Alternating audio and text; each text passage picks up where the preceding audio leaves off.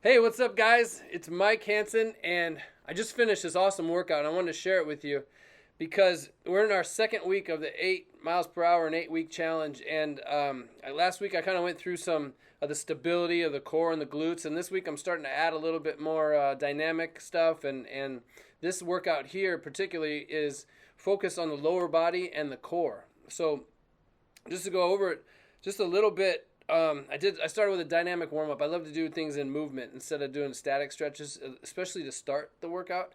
And then I went through the speed sticks. So I did 3 swings with each color. So we went green, blue, red. Just normal swings, right-handed, left-handed. Hit some same numbers as I've been hitting before, and then I did the step change with the same ones, the green, blue, and red.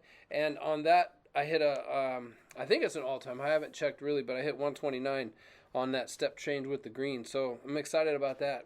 And then once I started the workout, and that only took me 10 minutes to do all those swings. Then I started the workout. I do supersets. So it means I got 3 exercises. I go through 1, 2, 3, and then I go back through them 3 times. 1, 2, 3, 1, 2, 3. So the first one was I just overhead deep squat with a band. I love that just to warm up. It's more of an activation exercise. It's great for the whole body. And then I did the kickbacks, which is really tough for the hips because it's trying to make your hips move. It's a hard one. A lot of my clients have to use a stick or something, a golf club, to hold themselves up. But it's a really great exercise for the hamstrings, the glutes, and then the hip in general, because that other hip is firing that you're standing on as well. And then I did jumps. So I'm really working on the vertical power with my legs. I think that if I can get the power more with my legs, I think that'll give me a huge jump in the swing, and also just using my lower body more in the swing, as we saw if you saw the video from our first one. If you haven't, go back and check that. The next superset, I did a weighted glute bridge. So that I've always talked about the glutes, and it's one of the best exercises to really fire your glutes. And you'll see you want to hold about 2 or 3 seconds at the top of that exercise, really squeezing that. You can start with no weight, and then as you get stronger, you can add weight. And one of my best keys there is push through the heels when you're doing that. And then a TRX rip trainer with a squat and turn. This is a great exercise to really feel your lower body. So you squat down, turn the stick back, and then fire up and through, trying to lead with the lead hip. So you want to try and get your hips going just a little bit in front of that one, and then firing up with the legs. Always do both sides as well. And then the slider lunge. So that's just a furniture slider you can use on carpet. We just had a guy going on vacation. I said take paper plates. You can use those too. That's just a lunge, but it has a slider. So I go out to the side, and then I come and then I do one to the back. So it's a great exercise. The foot that you're lunging on is you want to push through the heel on that, and then just make sure you don't go too far out to the side if you're trying that for the first time. And then my last one was really 3 exercises for the core. So the rotation on the ball is really important to keep your core tight and try not to let your legs move. So just let your arms move. You're going to feel that a ton. What I did was 5 to the right, 5 to the left, 5 to the right, 5 to the left, and so on like that. And then I did a plank alternating arm and leg. That's another tough one. I recommend you can start from your knees and try that one.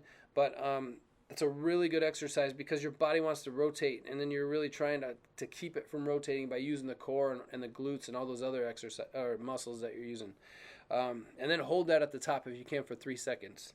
And then the single arm band punch, that's a really good exercise to feel in the core. If you don't feel that if you're punching with your right hand and you don't feel that on the right side of the core, you really want to try and tighten that so you start to feel it there, because it's a really good exercise. And the other key is keep your lower body stable, so you're not moving your lower body at all. You're just turning your shoulders on that.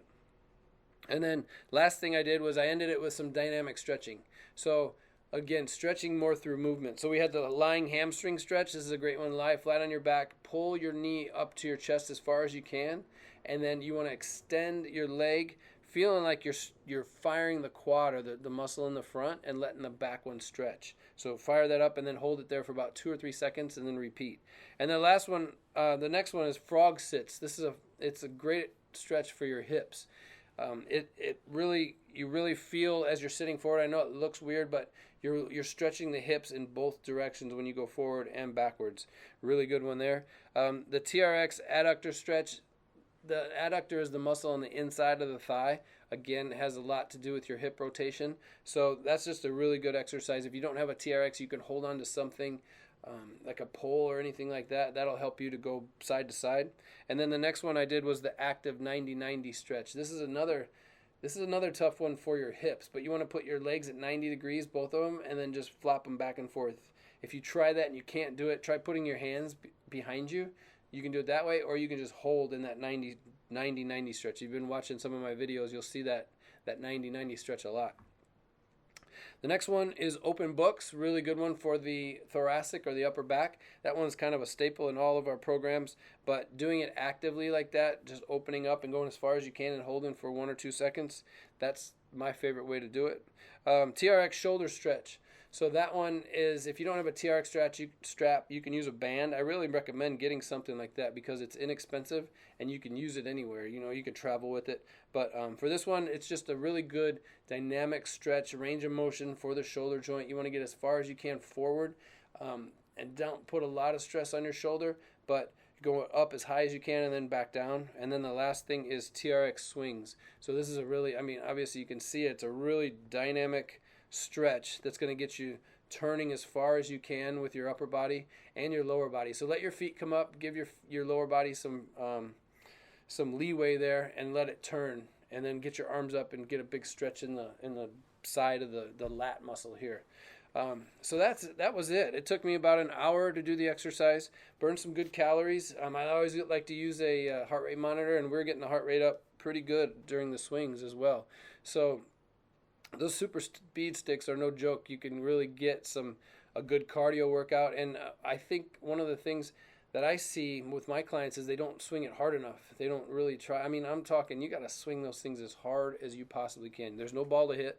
The only thing you got to worry about is don't let go of it, or don't flip over on your back. But swing those things hard because it's just going to get you moving faster and faster, and always both sides as hard as you can. So that's what I just want to share one of my workouts with you that I'm doing here in week 2. Maybe we'll do this at least a couple more times.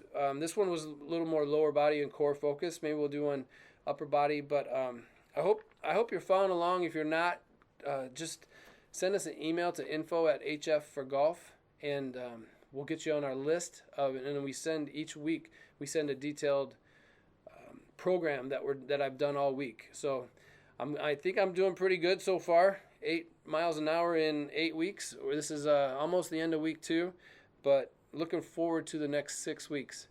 All right, we'll see you next time.